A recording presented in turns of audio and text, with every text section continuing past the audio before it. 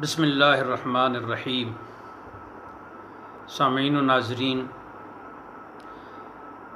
ابھی ہم گفتگو کریں گے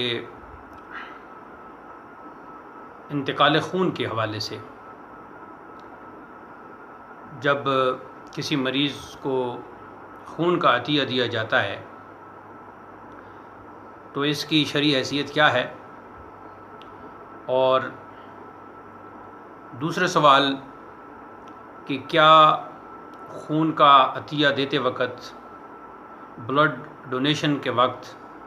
والدین سے، اور اگر شادی شدہ شخص ہو تو کیا اسے اپنی بیوی سے اجازت لینا ضروری ہے؟ یہ سوال ہم پر کیا گیا تو ہم نے ضروری سمجھا کہ اس کو ویڈیو کی شکل میں پیش کیا جائے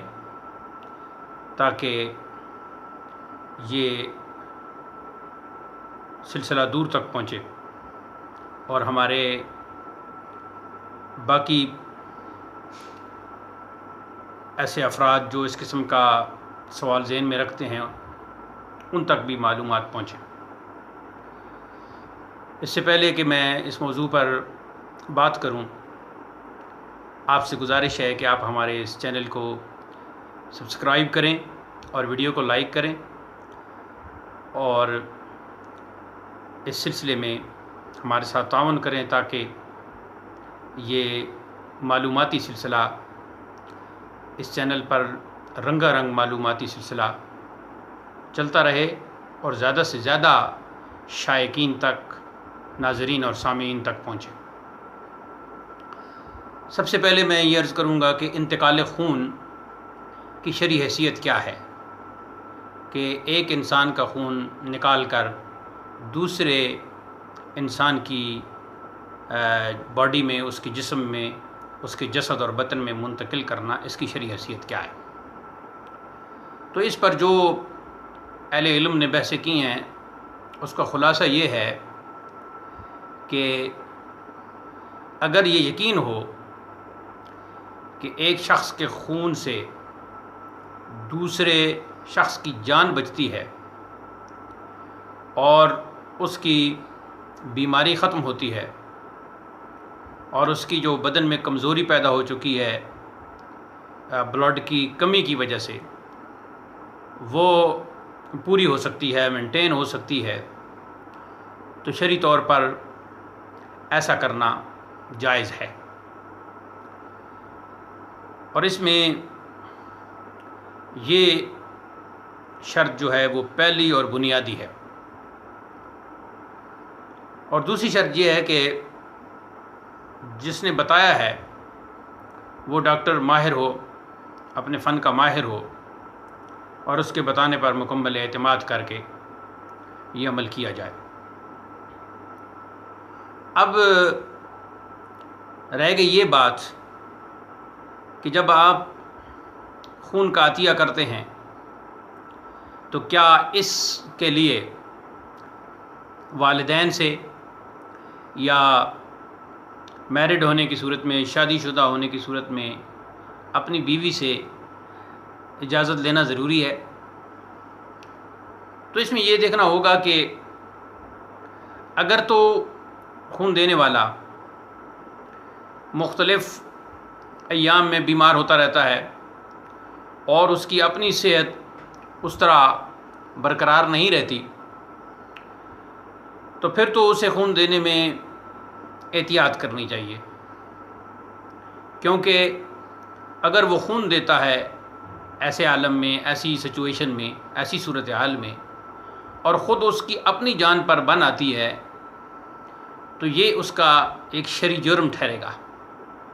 کیونکہ قرآن مجید میں یہ ارشاد فرمایا گیا ہے کہ اپنے آپ کو ہلاکت میں مت ڈالو، اپنے آپ کو مت مارو، مت تکلیف پہنچاؤ۔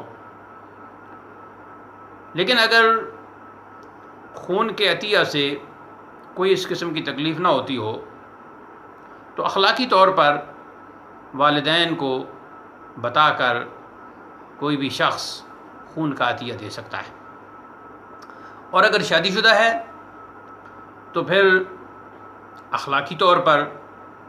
اپنی بیوی کو بھی بتا دے کہ میں کل یا آج یا شام کو خون کا عطیہ پیش کرنے لگا ہوں اپنے کسی رشتہ دار کے لیے، کسی دوست کے لیے، یا کسی ایسے مسلمان بھائی کے لیے کہ جو اس وقت زندگی اور موت کی کشمکش میں ہے۔ تو اخلاقی طور پر اسے بتائے تاکہ وہ ذہنی طور پر تیار ہو کہ کہیں کل کوئی آپ بیمار ہوں یا کوئی ایسی صورتحال ہو آپ کی صحت کے حوالے سے، تو وہ اس چیز کو ایشو بنا کر آپ سے خواہ بحث میں نہ پڑ جائے اور کسی قسم کی تلخ کلامی اور پھر تلخ کلامی کے نتیجے میں جو تعلقات ہیں، میاں بیوی کے جو تعلقات ہیں، اس میں خرابی نہ پیدا ہو جائے۔ اس میں اس بات کا یہ بات تو یہاں واضح ہو گئی کہ اخلاقی طور پر ان کی جو اجازت ہے وہ لے لینی چاہیے۔ باقی بنیادی بات یہی ہے کہ اپنی صحت کو دیکھنا ہے اور اپنے آپ کو دیکھنا ہے کہ اگر خون دینے سے،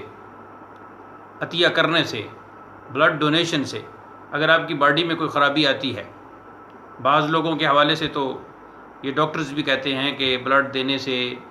اچھا ہوتا ہے اور نیا خون بنتا ہے، تازہ خون بنتا ہے، پہلا خون منتقل ہوتا ہے۔ یہ بات بھی درست ہے، لیکن یہ کوئی کلیہ نہیں ہے کہ ہر انسان پر یہ فٹ آتا ہو، کیونکہ ہر انسان کی جو باڈی ہے، اس کا جو جسد ہے، جو بدن ہے، جسم ہے، وہ الگ نوعیت کا ہوتا ہے۔ تو اس میں پھر اندر کے جو مختلف نظام چل رہے ہیں، اس میں جب کوئی کمی بیشی آتی ہے تو یقیناً سارے جسم پر اس کا اثر ہوتا ہے۔ اور اگر خون کے عطیہ سے کئی دن تک جسم اپنی حالت پر برقرار نہ رہے تو ایسے میں دنیاوی کام بھی رک جاتے ہیں اور عبادت کا سلسلہ بھی اس طرح نہیں ہو پاتا۔ تو چونکہ عبادت کے لیے مسلمان کو ہر وقت اپنے آپ کو فریش رکھنا ہوتا ہے، تازہ رکھنا ہوتا ہے، صحت یاب رکھنا ہوتا ہے، تو جیسا کہ اس کا حکم دیا گیا ہے، اور یہ وضو اور غسل، یہ ساری جتنے بھی امور ہیں، یہ بھی صحت کو برقرار رکھنے کے لیے ہے۔ اور یہ بھی حدیث پاک میں ہے کہ 5 چیزوں سے پہلے غنیمت جانو، اور اس میں صحت کا ذکر فرمایا کہ صحت کو بیماری سے پہلے، تکلیف سے پہلے غنیمت جانو۔ تو یہ چیز، اس پہ غور و فکر جو ہے وہ ضرور ہونا چاہیے۔ باقی یہ کہنا